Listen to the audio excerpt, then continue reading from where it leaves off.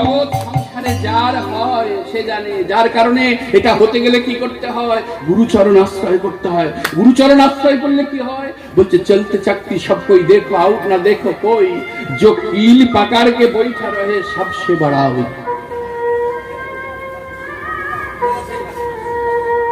এই জগৎ সংসারে এখন তো বাড়িতে নেই যেটাকে জাঁতা বলা হয়, সভা মাঝে বসেছেন ভক্তিমতী মা ভক্তমণ্ডলী, একটু অনুভব করবেন।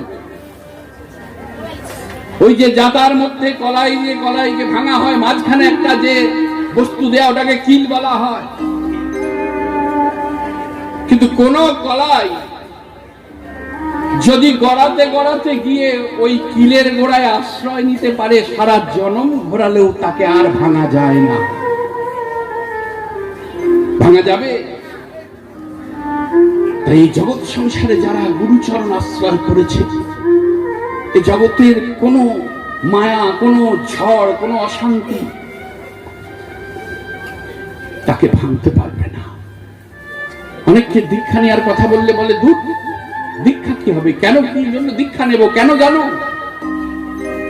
লক্ষ লক্ষ টাকা খরচা করে একটা মন্দির তৈরি করবেন পার্থিব জগতের ইট কাঠ পাথর দিয়ে, বালি দিয়ে, কিন্তু সেই মন্দির যত সুন্দরী হোক না কেন, যতই অপরূপ হোক না কেন, সে মন্দিরে যদি কোনো ভগবান, কোনো দেবতাকে প্রতিষ্ঠা না করা হয়, ওই মন্দিরে গিয়ে আমরা কেউ প্রণাম ঠুকবো না। ঠুকবো বাবা? যখন ওই মন্দিরে দেবতা প্রতিষ্ঠা হবে, ভগবান প্রতিষ্ঠা হবে, তখন আমরা ওই মন্দিরে গিয়ে প্রণাম ঠুকব। ওই মন্দিরে তখন প্রণাম ঠুকবো আমরা। ঠিক তেমন যদি দুর্লভ মানব জন্ম গ্রহণ করে আমরা যদি দীক্ষা না নিই, আমাদের জীবনটা কেমন হয় জানো? লবণ বিনা ব্যঞ্জনের মতো। আমাদের জীবনটা কেমন হয় জানো? মৃত শরীরে অলঙ্কারের মতো। যেমন সারা জগৎ সংসারের মশলা দিয়ে আমি রন্ধন করব, যদি সামান্য দামের ওই লবণটা না দেয়া হয়, যেমন ওই তরকারিটা, ওই ব্যঞ্জনটা আর যেমন মুখে দেয়া যায় না,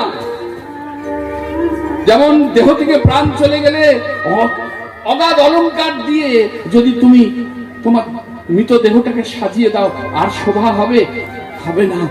তেমন এই জগৎ সংসারে দুর্লভ মানব জন্ম গ্রহণ করে যদি আমরা গুরুচরণ আশ্রয় না করি, দীক্ষা যদি না নিই, আপনার আমার জীবনটা ওই মৃত শরীরে অলঙ্কারের মতো, লবণ বিনা ব্যঞ্জনের মতো হয়ে যায় গো। দীক্ষাটা কি জিনিস? দীক্ষা কি? অর্থাৎ পরম দয়াল শ্রী গুরুদেব মন্ত্রের দ্বারা একটা বিগ্রহ নির্মাণ করে আপনার আমার হৃদয়ে স্থাপন করে দেয়, ওটাই তো দীক্ষা। এগুলোকে খেয়াল করতে হয়। মন যখন দেবে একনিষ্ঠ ভাবে, লক্ষ্য যেন স্থির থাকে। লক্ষ্য ভ্রষ্ট হলে হবে না, লক্ষ্য যেন স্থির থাকে। বাইরে আচরণ করলে হবে না। আমি নিরামিষ সেবা করব, আমি বৈষ্ণব পথে পথ অবলম্বন করব, আমি বাড়িতে গোপাল প্রতিষ্ঠা করব, গোপালের সেবা করব, রাধা মাধব প্রতিষ্ঠা করব, রাধা মাধবের সেবা করব, বা দেব দেবীদের সেবা করব। কিন্তু আমার মধ্যে কাম, ক্রোধ, লোভ, মোহ, মত, আশ্চর্য একবারে পরিপূর্ণ থাকবে, তাহলে সাধারণ থাকো। সাধারণ থাকো। সাধারণ থাকলে ক্ষমা আছে। সাধারণ ভুল করতে পারে, কিন্তু তুমি এই পথ অবলম্বন করে যদি ভুল করো, তোমার ক্ষমা নেই। তোমার ক্ষমা নেই। তোমার ক্ষমা নেই। একদিন তোমাকে তার ফল ভোগ করতেই হবে। তাই মহাজন বলছে, ঈশ্বর পরম কৃষ্ণ সচ্চিদানন্দ বিগ্রহ, অনাদি রাধি গোবিন্দ সর্বকারণের কারণ, তাকে স্মরণ করো। আজ বিষ্ণুপ্রিয়া তাকে স্মরণ করছে, তাকে মন দিয়েছে। তাই প্রিয় সখী কাঞ্চনাকে ডাকা হয়েছে। কেন প্রিয় সখী কাঞ্চনাকে ডেকেছে? কাঞ্চনা এসে প্রিয়ার কণ্ঠ জড়িয়ে ধরে বলছে, প্রিয়া এই সকলে কি বলছে? কি হয়েছে তোর? কি হয়েছে বল, কি হয়েছে বল? তখন একটা দীর্ঘ শ্বাস ফেললো। ও কাঞ্চনা এসেছিস? শোন কাঞ্চনা, আমার কিছু হয়নি রে, কিছু হয়নি তো এমন করছিস কেন? তখন বলছে, কি হেরিলাম অপরূপ কাঞ্চনা রে, গোরা গুণ নিধি, গোরা গুণ নিধি, কত চাঁদ নিঙারিয়া নিরমিল নিরমিল বিধে। চিন্তা করে দেখবেন, লক্ষ্য করে, যেন গগনের কত চাঁদকে নিংড়ে আমার এই গৌর চাঁদ তৈরি করেছি। তাকে দর্শন করলাম। তা দর্শন করলি, তা কি এমন দেখলি যে তুই এমন পাগল হয়ে গেলি? কি রে, কি দেখেছিস? তখন কাঞ্চনাকে বলছে, শোন কাঞ্চনা, আমি কি দেখলাম জানিস? উগারই উগার সুধা জনু কাঞ্চনা রে,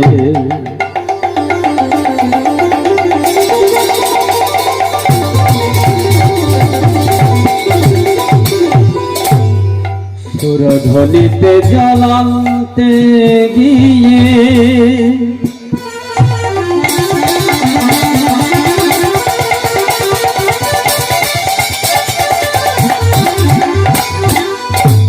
আমি কি দেখিলাম জানে,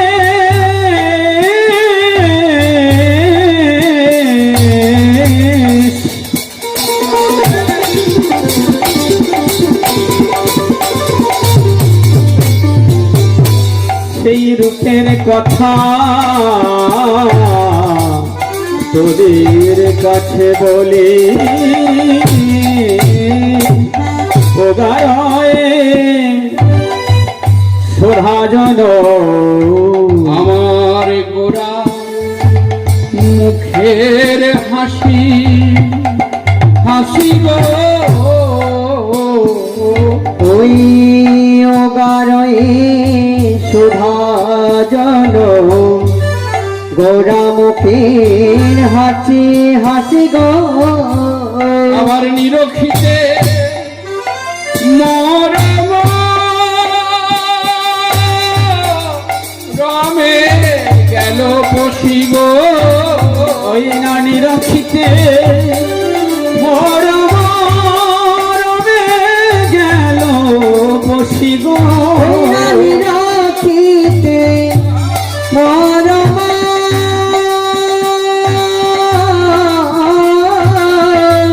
মরমে গেল পশি, যেন বাস করেছে রে, বাস করেছে রে, বাস করেছে রে, ওই গোরা মুখের হাসি যেন বাস করেছে রে, ওই গোরা মুখের হাসি যেন বাস করেছে রে, ওই গোরা মুখের হাসি যেন বাস করেছে রে, ওই গোরা মুখের হাসি যেন বাস করেছে রে, ওই গোরা মুখের হাসি যেন আমার অন্তরেরই অন্তর স্থলে হাসি যেন, গোরা মুখের হাসি যেন, গোরা মুখের হাসি যেন, গোরা মুখের হাসি যেন বাস করেছে রে, উগারই সুধাজনু গোরা মুখের গোরা মুখের হাসি, নিরখিতে মরম রমে গেল মরমে গেল পশে। কাঞ্চনা জিজ্ঞাসা করছে, তুই সুধা বরিশন হতে দেখলি? আচ্ছা এই প্রিয়া, সুধা কোথায় পাওয়া যায় বলতো? কেন সুধা চাঁদে পাওয়া যায়? চাঁদকে সুধাকর বলে না কি? তাই তো, চাঁদকে সুধাকর বলে। তাহলে সুধা চাঁদে পাওয়া যায়? বলছে না, চাঁদে যদি সুধা পাওয়া যায় প্রিয়া, তাহলে এই চাঁদে এত কলঙ্ক কেন? তাহলে চাঁদে সুধা নেই। ঠিক করে বল, সুধা কোথায় আছে? বলছে তাহলে সুধা সমুদ্রের জলে আছে। সুধা তাহলে সমুদ্রের জলে আছে? বলছে যে না রে না, সুধা যদি সমুদ্রের জলে থাকবে, তবে বলো বলো প্রিয়া, সমুদ্রের জল এত লবণাক্ত কেন? তাহলে সমুদ্রের জলে সুধা নেই। প্রিয়া বলে সুধা আছে তাহলে পাতালে। কাঞ্চনা বলে না না প্রিয়া, পাতালে যদি সুধা থাকবে, তবে বল বল ওই পাতালে বাসকির বাস কেন? বাসকির বাস কেন? তাহলে সুধা নারীর বদনে আছে, আমাদের নারীর বদনে। কাঞ্চনা বলে, প্রিয়া, নারীর বদনে যদি সুধা থাকতো তাহলে আমাদের আপনজনদের প্রাণ বিয়োগ হয় কেন? পারতো তো একটা চুম্বন দিয়ে অমর করে দিতে, তাই তো না? সুধা মানে অমৃত। তা যখন মায়েরা পারে না, তাহলে নারীর বদনেও সুধা নেই। বৈষ্ণব কবি একাধারে দাঁড়িয়ে বলছে, সুধা চাঁদে নেই, সুধা সমুদ্রের জলে নেই, সুধা পাতালে নেই, সুধা নারীর বদনেও নেই। তাহলে সুধা কোথায় আছে? বৈষ্ণব ঠাকুর বলছে, সুধা আছে হরিগুণ সংকীর্তনে। হ্যাঁ, হরিগুণ সংকীর্তনে। হ্যাঁ গো হ্যাঁ, তাই হরিনামামৃত সুধা সিন্ধু পান করো তার কৃপা বিন্দু। হরিনামামৃত সুধা সিন্ধু পান করো তার কৃপা বিন্দু। নামামৃত সুধা সিন্ধু পান করো তার কৃপা বিন্দু। প্রাপ্তি বস্তু মিলে যাহা হইতে, বা প্রাপ্তি বস্তু মিলে যাহা হইতে, প্রাপ্তি বস্তু মিলে যাহা হইতে। তোমরা গুরু চরণে হৃদে ধরো, ধরে তার সাধন করো। ওই গুরু চরণে হৃদে ধরো, ওরে ধরে তা সাধন করো। গুরু চরণ হৃদে ধরো, ধরে তা সাধন করো। ব্রজের ভজন রাগ অনুরাগ হইতে, ব্রজের ভজন রাগ অনুরাগ হইতে। তোমরা রাগে মার্গে ভজন করো। তোমরা রাগ মার্গে ভজন করো। তোমরা রাগ মার্গে ভজন করো। তোমরা গুরু চরণ হৃদে ধরো, রাগে মার্গে ভজন করো। তোমরা গুরু চরণ হৃদে ধরো, অনুরাগ মার্গে ভজন করো। তাই হৃদে ধরো। রাগ মার্গে ভজন করো। গুরু চরণ হৃদে ধরো, রাগ মার্গে ভজন করো। বারে বারে ঘুরে ফিরে সেই একই জায়গায় আসছে, গুরুচরণ আশ্রয় করো।